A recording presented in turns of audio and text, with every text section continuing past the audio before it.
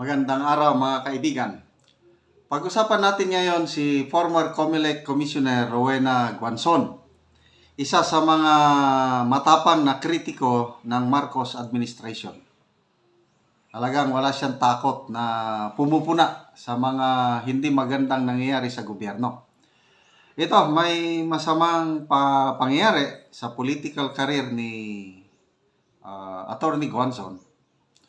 Yung P3, basta yung disabled persons na party list na siya sana ang first nominee, nanalo ang P3 PWD nung nakarang eleksyon.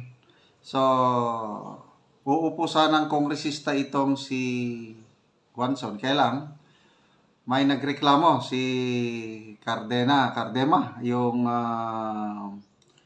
party list, Duterte party list. Nireklamo sa Supreme Court. May desisyon na po ang Supreme Court. Hindi pwedeng maging nominee. So, sinibak sa pwesto na bilang kongresista ng P3 PWD si Guanzon. Pakinggan natin ang balitang ito. Ibang nominee ng PG-PWD party list para siya raw ang maging unang nominado sa nasabing partido, former COMELEC Commissioner Rowena Guanzon, tinanggal ng Korte Suprema bilang first nominee ng nasabing party list. Ito ang balitang ibinahagi ng former Duterte party list representative na si Ronald Giancarlo Cardema at isa sa mga lumalaban sa lahat ng mga tila magkakaliwang grupo matapos kumpirmahin na napagdesisyonan na ng Korte Suprema na tanggalin bilang first nominee ang former COMELEC Commissioner na si Rowena Guanzon para sa party list ng PG-PWD. Umani ng iba't ibang reaksyon sa mundo ng social media ang nasabing balitang mismo ang Korte ang naglabas at nagpatunay na hindi na kailanman magiging nominado ng PG-PWD party list ang former COMELEC Commissioner na si Rowena Guanzon.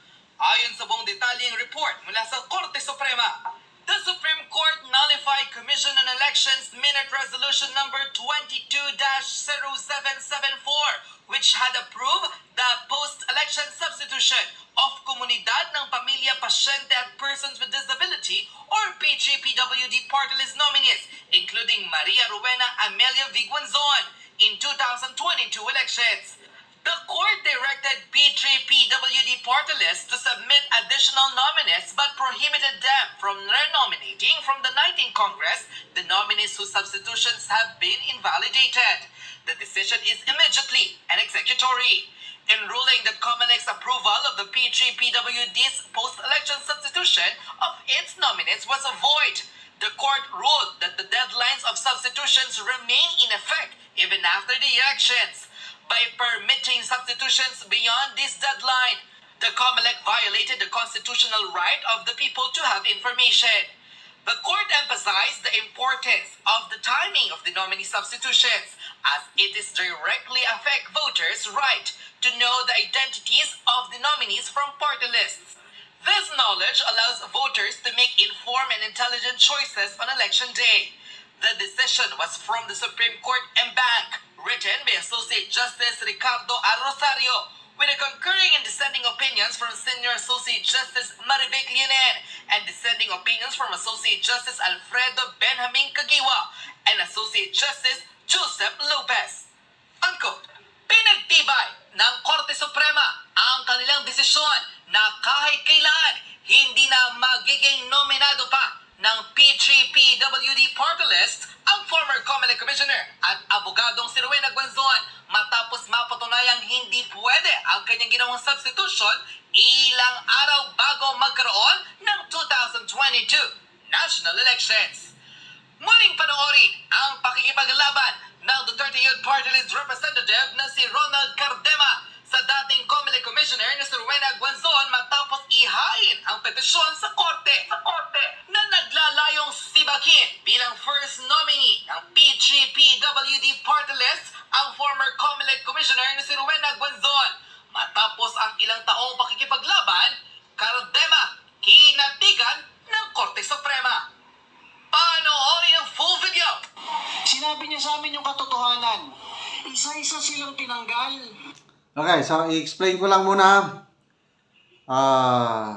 P3PWD, okay. Natapos ng eleksyon, nanalo sila, saka lang nag-decide ang party list na parang nag-resign yung first 5 nominee at ang inilagay na first nominee si Rowena Guanzon. Pumayag naman ang COMELEC. Yung natapos ng eleksyon, saka lang nag-substitute. Pumayag ang COMELEC. Kaya lang, kinontest o nireklamo ni Cardema sa Supreme Court. So ito, nagdesisyon ng Supreme Court na hindi pwede dahil tapos ng eleksyon. So, sinupalpal ng COMELEC, ng Korte Suprema yung COMELEC, yung resolusyon. Hindi pwede. So, pinagsasubmit ngayon ng Korte Suprema yung P3PWD ng additional nominee para sila ang uupong kongresista para sa kanila. Sayang, matatapos na ang 19th Congress. So, bakit naman nagkaganyan? Itong mga P3PWD, yung mga may kapansanan, sila ang dapat na mai-represent. Alam nyo, napakaganda ang concept sana ng party list. Kasi ang mga nananalong kongresista lang, yun lang may pera. Yung members ng political dynasty. So, ang concept ng party list, as embodied in the 1987 Constitution, yung mga disadvantaged sector, yung mga pobre, magkaroon din ng boses sa Congress. So, yun ang objective niyan. Kaya ito, mga may kapansanan, nanalo sila, dapat may boses sila doon. Siningitan ni Rowena Guanzon. Ano ba? Yung mga athletes, PBA. May party list PBA. Sino ang representative nila? Migs Nograles. Anong kinalaman ng isang abogada na hindi naman siya athlete? Siya naman ang... So, naabuso, inabuso nila ang party list. Ito, mga kalaban ng gobyerno, mga makakaliwa, sinakyan din. Alliance of Concerned Teachers. Mga teachers na paniwala nila na para sa kapakanan nila ang pinaglalaban, kaya binutuhan nila ang Alliance of Concerned Teachers. So, meron silang representative in the person of Franz Castro. Gabriela, mga kababaihan ko pinaglalaban. Kaya may Brosas. Kabataan Party List, may Manuel. Mabuti nga yun, tatlo na lang. Inong una, 5 o 6 na party list ng makakaliwa. So, marami namang matitinong party list. Example, yung One Rider party list ni Congressman Busita at nitong si Gutierrez. Ang dami nga naman mga motorcycle riders na kailangan nila ng boses sa Senado. Yung mga OFW. Nung last election, ang ikinampanya ko, OFW party list. At sa awa ng Diyos, nanalo naman. Mga farmers, fishermen, mga gano'n. So, piliin nating maigi ngayon yung bubutuhan natin sa party list para magkaroon naman ng pagkakataon itong mga mahihinang sektor sa sosyedad na marinig ang boses nila sa So, sana manalo ulit ang P3PWD kasi marami akong mga kamag-anak na belong sa sektor na ito. Senior citizen. I think may nanalo atang party list ng senior citizen.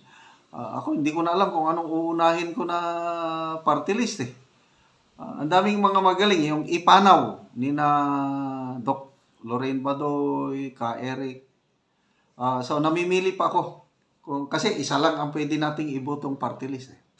So, sorry na lang, Commissioner Guanzon. Sana ipagpatuloy nyo ang pagiging boses ng mamamayang Pilipino ngayon.